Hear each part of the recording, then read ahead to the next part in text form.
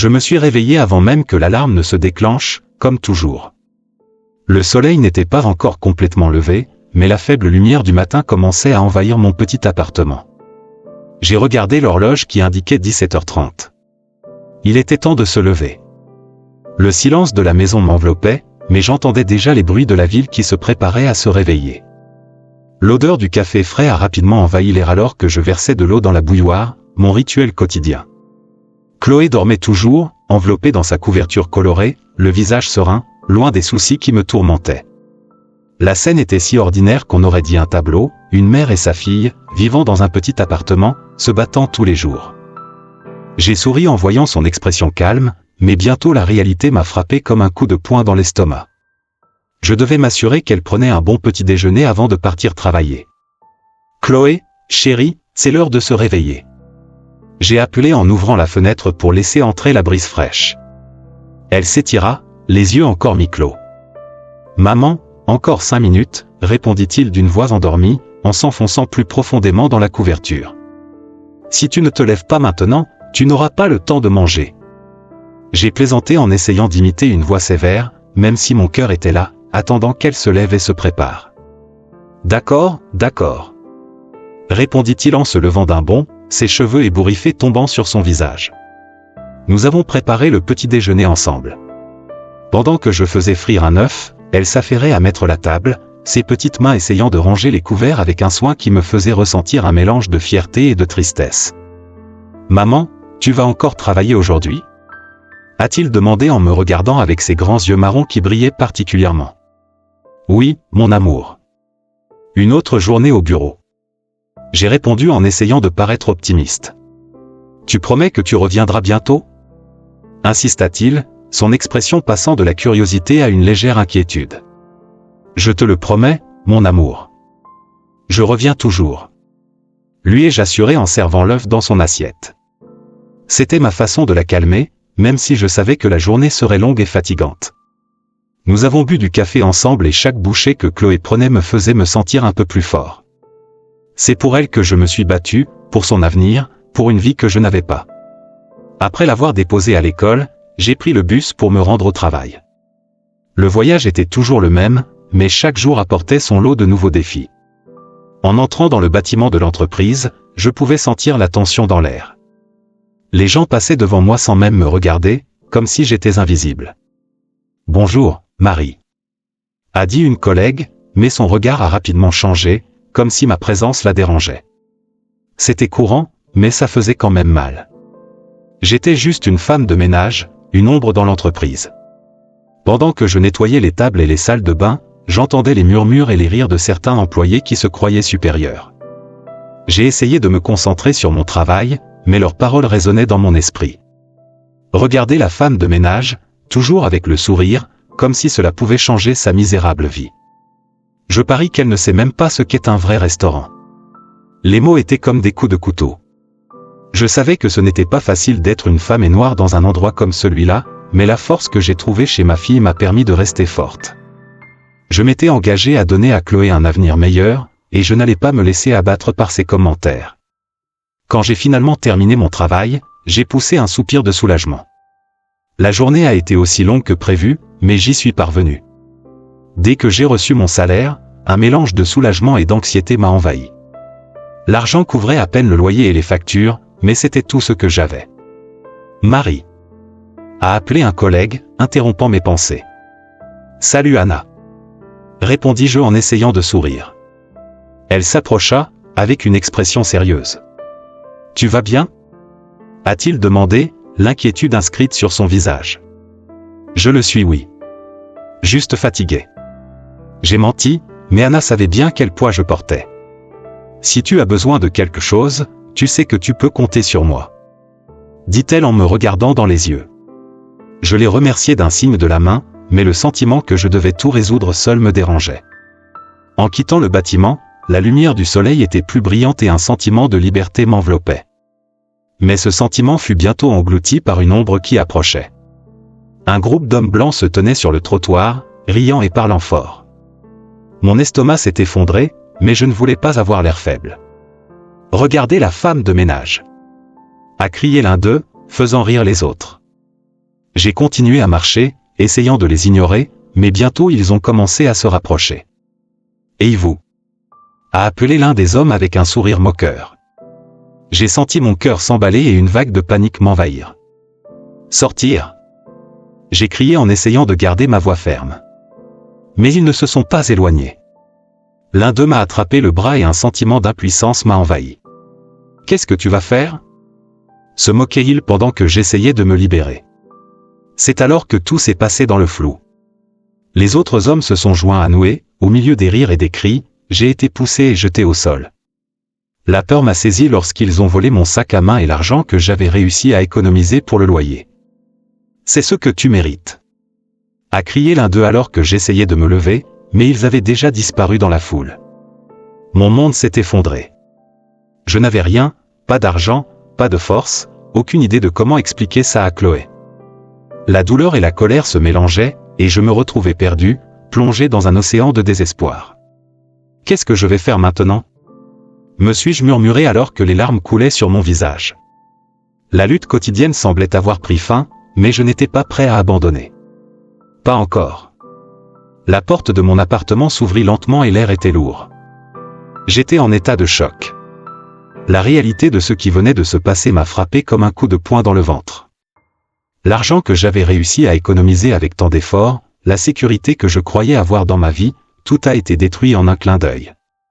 Je me dirigeais vers la petite cuisine, où l'odeur du café que j'avais préparé pour Chloé flottait encore dans l'air, comme s'il s'agissait d'un cruel rappel de la normalité dont je souhaitais tant. Chloé était assise à table, sa petite silhouette concentrée sur un dessin qu'elle était en train de réaliser. Quand il m'a vu, ses yeux se sont illuminés, mais ils se sont rapidement éteints lorsqu'il a remarqué l'expression de mon visage. Je ne pouvais pas empêcher les larmes de couler sur mon visage. Pour elle, j'avais besoin d'être fort, mais à ce moment-là, la fragilité m'a envahi. « Salut maman !»« Regardez ce que j'ai fait !» s'est exclamé Chloé en brandissant le dessin, mais je me suis vite rendu compte qu'elle avait remarqué mon état. « Et mon amour. Que as-tu dessiné ?» ai-je demandé, essayant de cacher la douleur dans ma voix. « C'est toi et moi dans le parc, avec un bouquet de fleurs. » Elle a souri, mais bientôt son expression a changé et elle a demandé « Que s'est-il passé ?» Vous pleurez. J'ai pris une profonde inspiration, essayant de trouver les mots justes.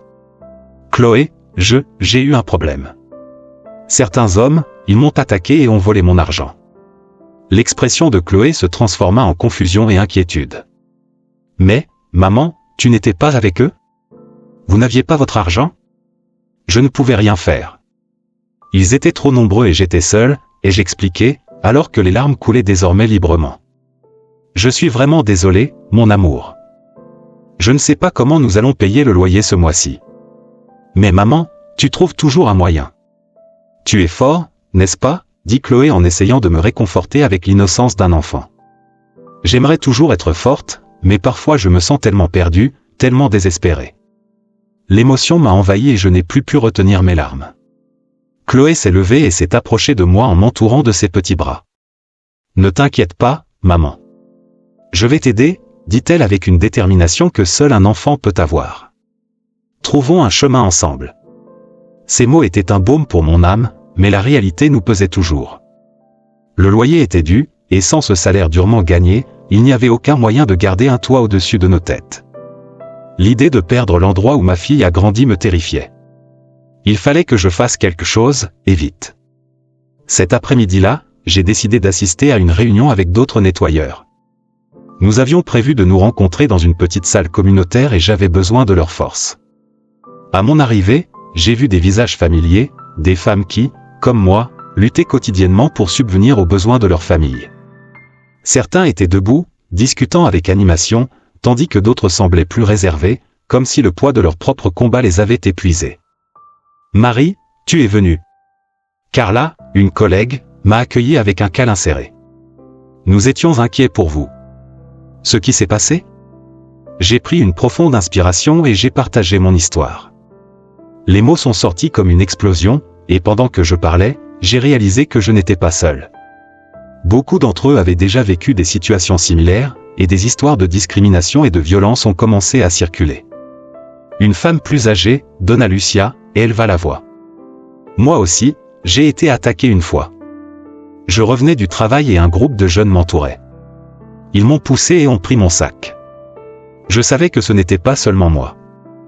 Les autres femmes ont commencé à partager leurs expériences et la salle s'est rapidement remplie de voix. Un à un, ils ont parlé des défis auxquels ils sont confrontés chaque jour, non seulement au travail, mais aussi dans la rue, à la maison. Le sentiment d'unité s'est développé entre nous et l'idée que nous faisions tous partie d'une lutte plus vaste a commencé à se former. Nous devons faire quelque chose. Nous ne pouvons pas laisser cela impuni, dit Mariana d'une voix ferme. Si nous ne nous battons pas pour nous-mêmes, qui le fera? Ces mots ont résonné en moi. L'idée que je pourrais faire partie de quelque chose de plus grand, d'une lutte collective, a ravivé un feu en moi. Je n'étais pas seul. Aux côtés de femmes fortes, j'ai pu trouver le courage qui me manquait. J'ai regardé autour de moi et j'ai vu la détermination sur leurs visages. Si chacun de nous pouvait partager son histoire, nous pourrions peut-être faire une différence. Je veux me battre, ai-je déclaré, la voix tremblante d'émotion. Je veux que l'injustice que j'ai subie ne soit pas vaine. Si nous avons le courage de parler, nous pourrons peut-être changer les choses. Les femmes ont commencé à applaudir et j'ai senti ma détermination grandir. Ensemble, nous avons décidé d'organiser une manifestation pacifique pour exiger la sécurité et le respect de nous tous. Le simple fait de rassembler nos voix était puissant, et l'idée que nous puissions être entendus était quelque chose que je n'avais jamais imaginé. Les jours suivants, une atmosphère d'enthousiasme et d'espoir a dominé nos réunions. Nous nous sommes organisés, avons réalisé des affiches et répété ce que nous allions dire. Chaque rencontre augmentait mon envie de me battre. L'idée de dénoncer les injustices auxquelles nous avons été confrontés m'a donné un nouvel objectif. Je ne me battais pas seulement pour moi-même, mais pour toutes les femmes qui, comme moi, se sentaient impuissantes et invisibles. En parlant de nos expériences, j'ai réalisé que la douleur que nous portions n'était pas seulement la nôtre. C'était une douleur collective, une lutte qui a duré plusieurs générations. La force que j'ai trouvée dans chacune de leurs histoires m'a inspiré à croire qu'ensemble, nous pourrions changer le récit. C'est ainsi que, le cœur plein d'espoir et de détermination, je me suis préparé à ce qui allait arriver. La veille de la manifestation, je n'ai pas pu dormir. L'anxiété mêlée d'excitation m'a empêché de dormir. J'ai regardé Chloé endormie, le visage serein et innocent, et je me suis souvenu de ce pourquoi je me battais. Je ne pouvais pas laisser l'injustice gagner. J'avais besoin d'être un exemple pour ma fille, de lui montrer que, même face aux plus grandes difficultés, la lutte pour la dignité et le respect était un chemin à suivre. Le matin de la manifestation, l'air était plein de promesses. Je me suis habillé avec soin, choisissant un chemisier qui me faisait me sentir forte. Quand j'ai quitté la maison, mon cœur battait vite, mais il y avait une flamme de courage en moi. Au fur et à mesure que je rencontrais les autres femmes, le soutien mutuel était palpable. Chaque sourire, chaque câlin, chaque mot d'encouragement m'a rappelé que nous n'étions pas seuls dans ce combat. Il était temps de nous lever et de montrer au monde que nous étions plus que de simples nettoyeurs invisibles. Nous étions des femmes avec des histoires, des rêves et, surtout, avec la force de lutter pour nos droits. Assis à la table de la cuisine, j'ai regardé par la fenêtre alors que le soleil commençait à se lever, donnant au ciel une douce couleur orange. C'était un jour comme les autres, mais au fond, j'avais l'impression que quelque chose se formait en moi. Les souvenirs de l'attaque étaient encore frais dans mon esprit, comme des cicatrices invisibles. Chloé, ma fille, était dans le salon, en train de dessiner dans un cahier. Le bruit du crayon qui traînait sur le papier m'apportait un léger réconfort et j'essayais de me concentrer sur la légèreté du moment. « Maman, regarde !» s'est exclamé Chloé en attirant mon regard vers son dessin. C'était un paysage coloré, plein de fleurs et un soleil radieux. « Ça va être une belle journée, n'est-ce pas ?»« Oui, tu le feras, chérie, répondis-je en essayant de sourire. Mais il faut se préparer, car aujourd'hui va être un jour important pour moi. »« Important comment ?» demanda-t-elle, les yeux brillants de curiosité. J'ai pris une profonde inspiration. Je ne voulais pas inquiéter la fille avec mes difficultés, mais je savais aussi que je ne pouvais pas cacher la vérité. Je vais me retrouver avec des amis et nous allons parler de certaines choses qui doivent changer au travail. C'est une question de sécurité et de respect, vous savez ? Oh, vas-tu te battre pour tes droits, maman ? A dit Chloé avec une expression déterminée qui m'a fait chaud au cœur. Oui, mon petit. Et c'est très important. Je l'ai serré dans mes bras, reconnaissante de sa compréhension. Après le petit déjeuner, je me suis préparé pour la réunion. D'un côté, j'étais nerveux, de l'autre, une flamme de détermination brûlait en moi. En arrivant au point de rendez-vous, j'ai vu plusieurs visages familiers, tous des femmes confrontées à leur propre combat quotidien. Les salutations étaient chaleureuses, mais il y avait une tension dans l'air, un mélange d'espoir et d'incertitude. « Marie. Heureux que vous soyez venue », a déclaré Camille, une collègue qui connaissait bien les défis auxquels nous étions confrontés.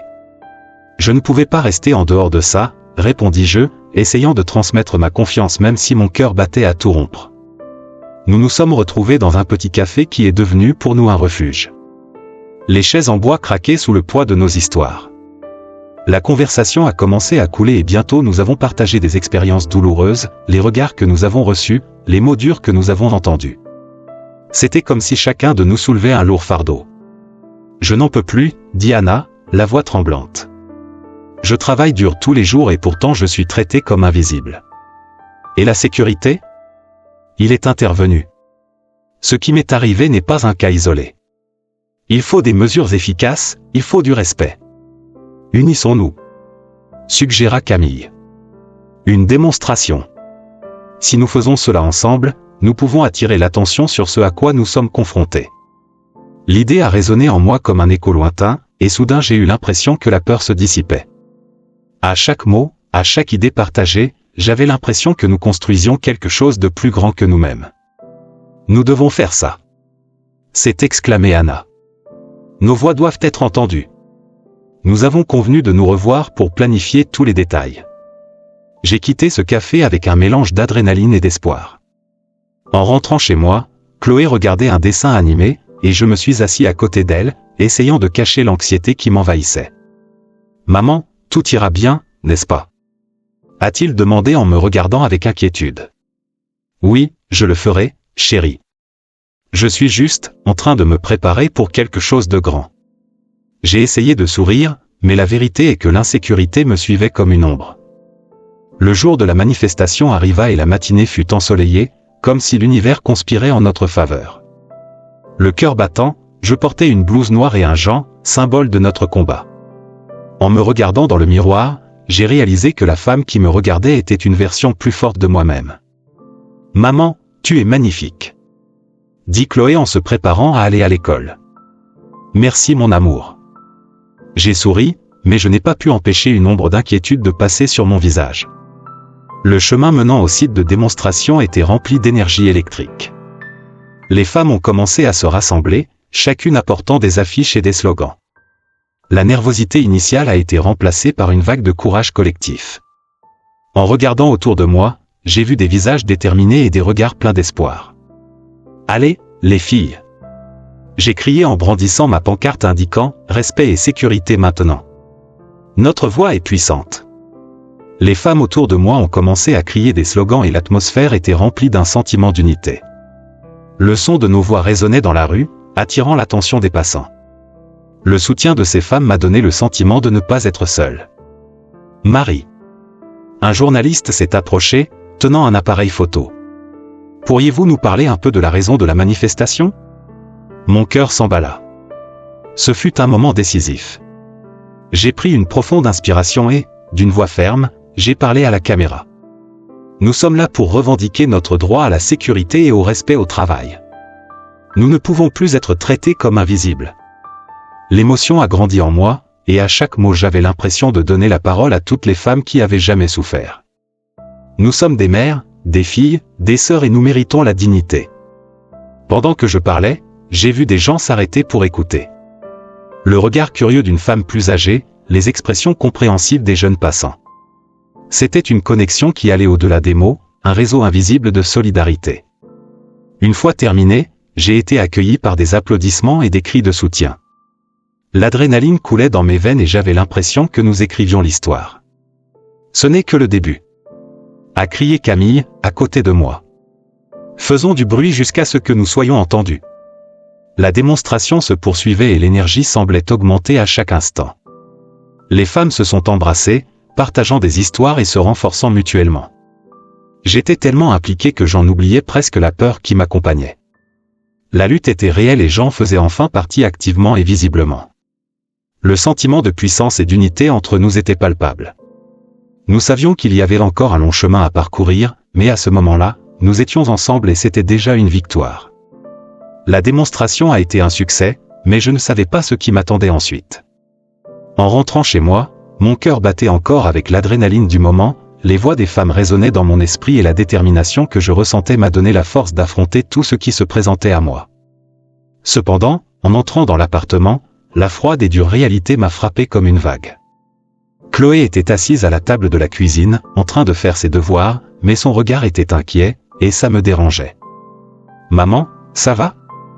a-t-elle demandé en levant les yeux de son cahier. « Je le suis, mon amour. Juste fatigué. » répondis-je en essayant de garder ma voix ferme. Mais au fond, je savais que c'était un mensonge. L'inquiétude me pesait comme une pierre. Après une petite conversation, j'ai réussi à faire rire Chloé et à oublier, au moins un instant, ce qui se passait réellement. Mais dès que la nuit est tombée, l'ombre de la peur a commencé à m'envelopper, comme un manteau que je ne pouvais pas m'enlever.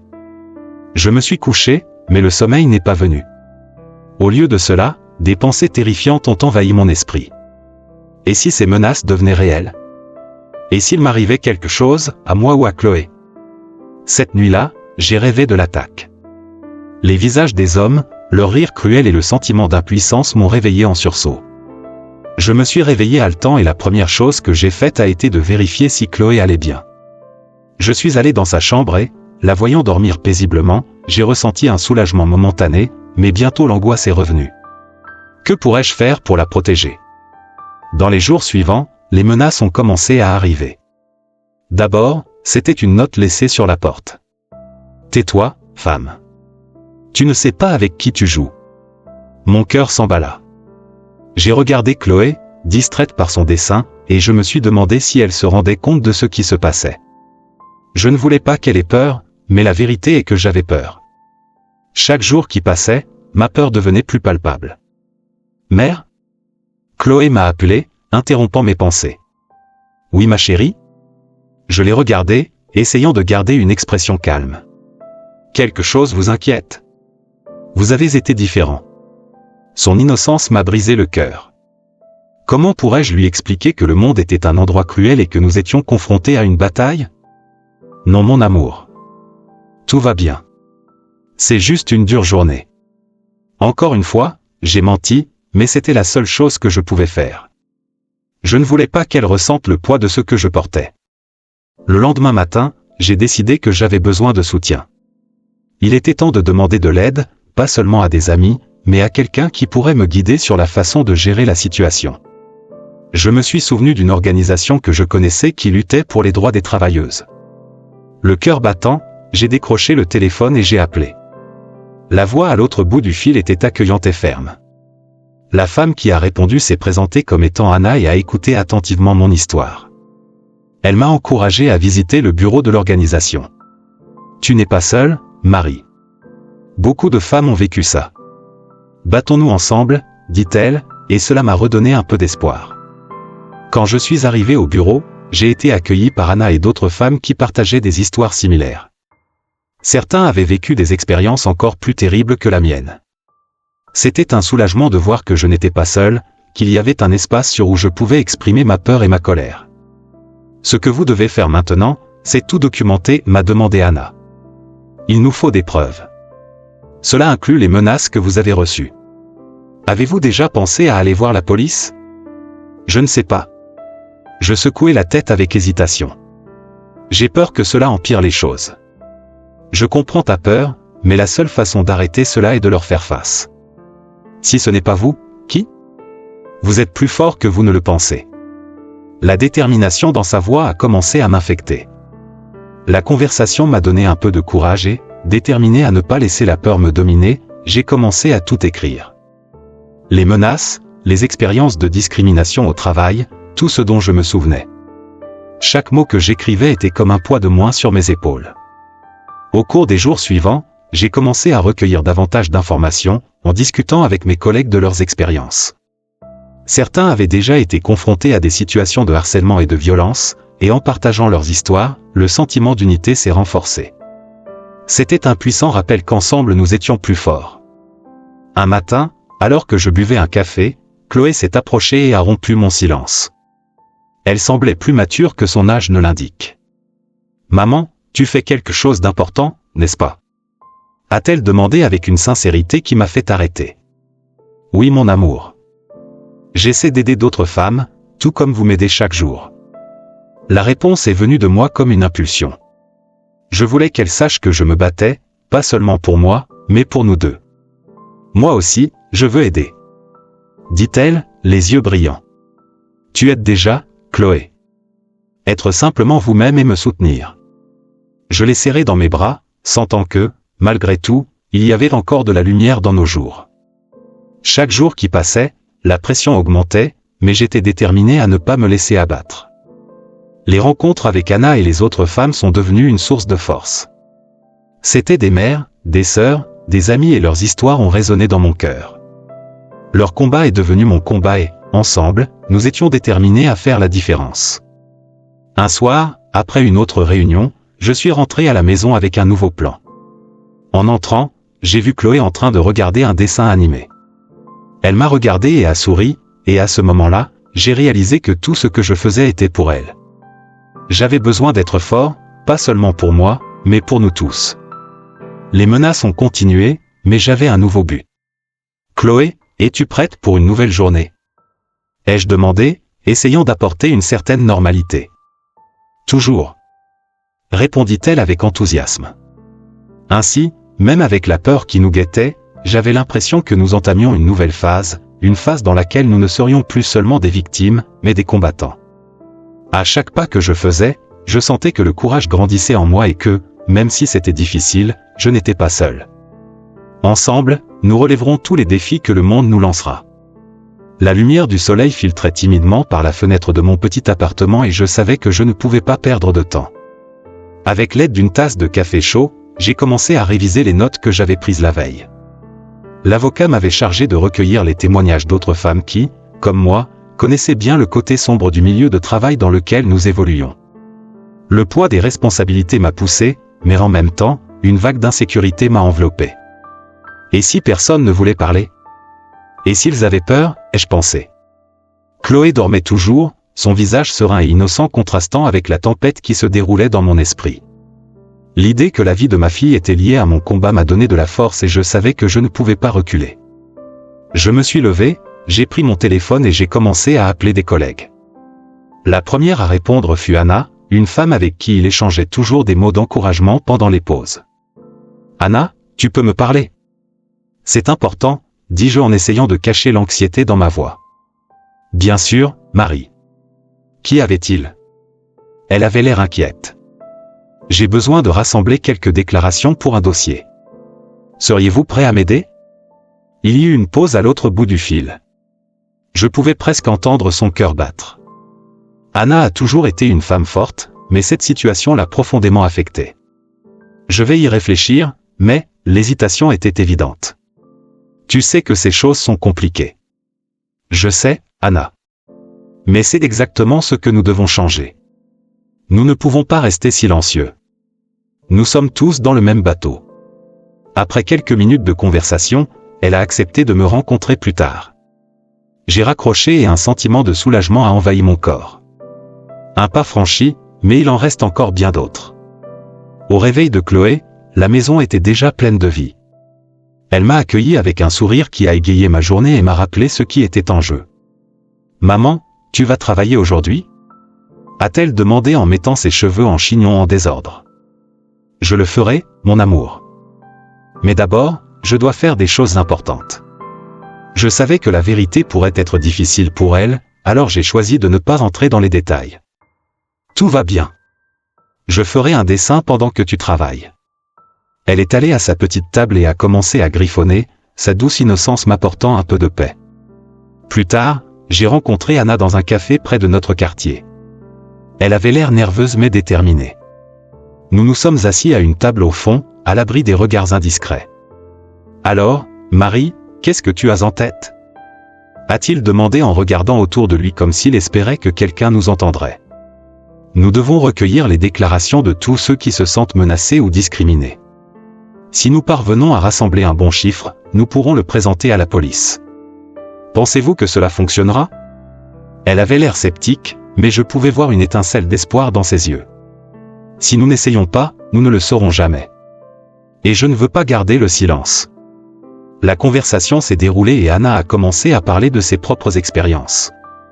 Pendant qu'il parlait, je pouvais voir la douleur et la frustration sur son visage. Ses paroles étaient comme un écho de ma propre histoire. À chaque rapport, ma détermination grandissait. Tu n'es pas seule, Anna, nous sommes dans le même bateau, a-t-il déclaré en lui prenant la main en signe de soutien. Nous avons convenu de nous revoir plus tard dans la semaine et j'ai continué, déterminé à parler à davantage de collègues. À chaque réunion, j'ai remarqué que de plus en plus de femmes étaient disposées à partager leurs histoires. Nous avons commencé à nous réunir en petits groupes, discutant non seulement de nos expériences mais aussi des moyens par lesquels nous pourrions nous réunir. Un après-midi, j'ai invité des collègues chez moi. Chloé était à l'école et je savais que nous aurions un temps précieux pour nous concentrer. Quand Anna, Martha et Juliana sont arrivées, l'atmosphère était pleine d'attente. Je suis allé chercher des boissons et des biscuits, en essayant de créer une atmosphère accueillante. Merci de m'avoir appelé, Marie. J'en avais besoin, dit Martha en s'installant sur le canapé. Il est important que nous parlions tous. Le combat auquel nous sommes confrontés n'est pas seulement le mien, c'est le nôtre. Répondis-je, sentant l'adrénaline pulser dans mon corps. La conversation commença à se dérouler librement. Chacun a partagé ses peurs, sa douleur et les injustices auxquelles il a été confronté. J'ai écouté attentivement, j'ai tout noté. Le dossier commençait à prendre forme et je sentais la force de cette union. Et si on faisait une liste de toutes les agressions et discriminations? A suggéré Juliana. Nous pouvons utiliser cela comme base. Excellente idée. Nous pouvons également inclure le nom de celui qui nous a attaqués, ai-je ajouté, en me rappelant que le combat n'était pas seulement une question de notre douleur, mais aussi de la recherche de justice. À ce moment-là, j'ai réalisé que nous n'étions pas seulement des victimes, mais une force collective. Nos voix réunies pourraient faire écho à un cri de résistance. Nous avons donc décidé que chacun de nous recueillerait des témoignages et des rapports, et se retrouverait dans une semaine. Dans les jours qui ont suivi, le sentiment d'urgence m'a accompagné. Avec chaque déclaration que j'ai recueillie, j'ai senti que j'étais plus près d'exposer la vérité que tant de personnes essayaient de cacher. Mais il y avait autre chose, une ombre qui me suivait. Je me souviens des menaces anonymes que j'avais reçues après la manifestation. La peur était toujours là, mais la détermination était plus grande. Un matin, alors que je parcourais les documents que j'avais rassemblés, quelque chose d'inattendu m'a frappé comme un coup de poing dans le ventre. L'un des hommes qui m'avait agressé était un employé de l'entreprise où nous travaillions. La révélation m'a laissé paralysé. Mon cœur s'emballa et une vague de colère et de confusion m'envahit. Comment pourrait-il être libre? Comment quelqu'un qui m'avait blessé pouvait-il continuer à travailler sans conséquence? Je me mordis la lèvre inférieure, essayant de contenir l'explosion d'émotions qui menaçait de déborder. Le combat était désormais plus personnel que jamais. Non seulement à cause de l'injustice qu'elle a subie, mais aussi à cause de la nécessité de protéger d'autres femmes d'un sort similaire. Le dossier en main, je me suis rendu chez l'avocat. Lors de cette réunion, j'ai partagé mes découvertes et mes informations sur l'attaquant. Ça change tout, Marie. Elle avait l'air excitée. Utilisons cela à notre avantage. Nous devons porter l'affaire à la police le plus rapidement possible. Cette phrase m'a rempli à la fois d'espoir et de peur. Une nouvelle étape du combat était sur le point de commencer et j'étais plus déterminé que jamais à faire ce qui était juste. Les mots d'Anna ont résonné dans mon esprit, nous sommes dans le même bateau. Et je savais que peu importe ce qui allait suivre, je n'y ferais pas face seul. La salle d'audience était silencieuse, à l'exception du bruit des papiers mélangés et du léger murmure des avocats se préparant au procès. J'ai senti mon cœur accélérer dans ma poitrine alors que je regardais les murs froids de la pièce. L'odeur du bois ciré et l'écho lointain des pas rendaient la pièce encore plus oppressante. À côté de moi, Chloé me tenait fermement la main et je pouvais sentir sa chaleur, un rappel de ce que je me battais pour protéger.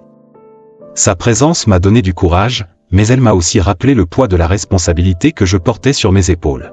« Tout ira bien, maman », murmura Chloé, les yeux écarquillés et pleins d'espoir. Je l'ai regardée et j'ai souri, essayant de lui transmettre la confiance que j'avais encore du mal à ressentir. « Je le ferai, mon amour. Nous sommes dans le même bateau. » Dès que la juge est entrée et a pris place, la tension dans la salle s'est accrue. Des témoins ont commencé à être appelés. L'avocate, Anna, s'est assurée de préparer un dossier solide.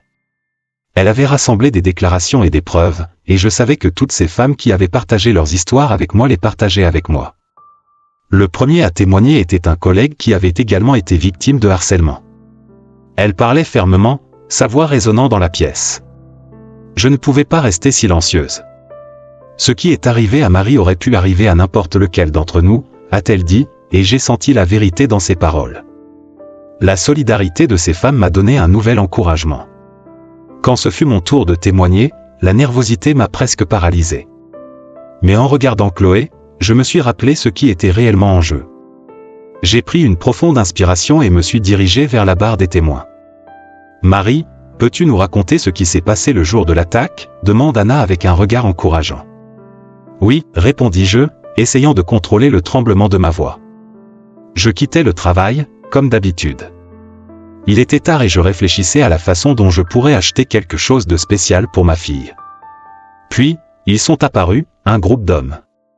J'ai essayé de courir, mais ils m'ont entouré. Le souvenir de ce moment m'a fait frissonner, mais j'ai continué. Ils m'ont bousculé, volé et m'ont laissé là, seul, dans une rue sombre. Les regards dans la pièce me faisaient me sentir exposé, mais je ne pouvais pas échouer. Je suis mère et tout ce que je veux, c'est un avenir meilleur pour ma fille. Nous ne méritons pas de vivre dans la peur. La salle est devenue silencieuse et j'ai pu voir quelques larmes couler sur les visages d'autres femmes dans le public. Leur soutien m'a donné de la force. Quand j'ai fini ma déclaration, je suis retourné à ma place et Chloé m'a serré fort dans ses bras. « Tu étais incroyable, maman !» dit-elle, et je souris, sentant le courage que je ne pensais pas émerger de moi. Le procès s'est poursuivi et Anna a présenté davantage de preuves, notamment des enregistrements de caméras de sécurité qui montraient la violence que j'avais subie. Chaque procès était un rappel de ce à quoi j'avais été confronté, mais aussi une opportunité d'obtenir justice. L'ambiance dans la pièce était tendue et je ne pouvais m'empêcher de me demander si nous pouvions vraiment changer quelque chose. Puis, juste au moment où le juge s'apprêtait à parler, la porte de la salle d'audience s'est ouverte et un de mes collègues est entré. Il avait l'air nerveux, mais il y avait quelque chose de résolu dans son expression. Il s'appelait Lucas et il avait toujours été gentil avec moi, mais je ne savais pas qu'il avait aussi quelque chose à dire. Il demanda à parler et, après un moment d'hésitation, commença à parler. Je suis témoin de ce qui est arrivé à Marie. J'ai également été victime de discrimination dans l'entreprise. L'homme qui l'a agressé n'est pas seulement un agresseur, c'est un comportement qui a été ignoré par l'entreprise. J'ai vu des femmes être traitées comme si leur voix n'avait pas d'importance, je ne peux plus rester silencieux, a-t-il déclaré, et ses paroles ont résonné dans la salle, pleines de vérité et de courage. Le juge, surpris par le nouveau témoin, autorise Lucas à continuer. J'étais là et j'ai vu ce qu'il a fait. Je ne peux pas laisser l'injustice perdurer. Nous devons tous nous lever et nous soutenir les uns les autres. Une vague d'émotion parcourut la pièce. J'ai regardé Chloé, qui me tenait le bras, et j'ai réalisé que nous étions témoins de quelque chose de plus grand que nous. Un mouvement. Une résistance. La voix de Lucas a non seulement renforcé mon cas, mais a également mis en lumière la souffrance partagée de tant d'autres femmes. Lorsque le juge s'apprête enfin à rendre son verdict, un profond silence envahit la salle. J'ai ressenti le poids du moment, comme si l'air avait été retiré de mes poumons. Il a parlé de l'importance de la justice et de la responsabilité des institutions pour garantir la sécurité de leurs travailleurs. Et puis, d'une voix ferme, il a annoncé la décision. Je condamne le prévenu à une peine de prison et exige que l'entreprise mette en œuvre des mesures immédiates pour assurer la sécurité de ses employés. L'inégalité de traitement et la violence ne seront pas tolérées. Les larmes coulaient sur mon visage et je ne pouvais pas contenir la joie qui montait en moi. Chloé m'a serré si fort dans ses bras qu'elle m'a presque fait perdre l'équilibre. « Nous l'avons fait, maman !» a-t-elle crié, et les voix d'autres femmes se sont jointes à la célébration. La salle d'audience a été remplie d'applaudissements et de sourires, un moment de victoire collective. Je savais qu'il y avait encore un long chemin à parcourir, mais ce jour représentait une étape importante. Nous n'étions pas seulement des victimes, nous étions des combattants. Et surtout, nous étions ensemble. En quittant la salle d'audience, l'air frais de Paris m'a enveloppé. J'ai regardé Chloé et j'ai vu une nouvelle lumière dans ses yeux. « Rentrons à la maison, mon amour. Et désormais, luttons ensemble pour un avenir meilleur. Et à ce moment-là, j'ai réalisé que notre voyage ne faisait que commencer.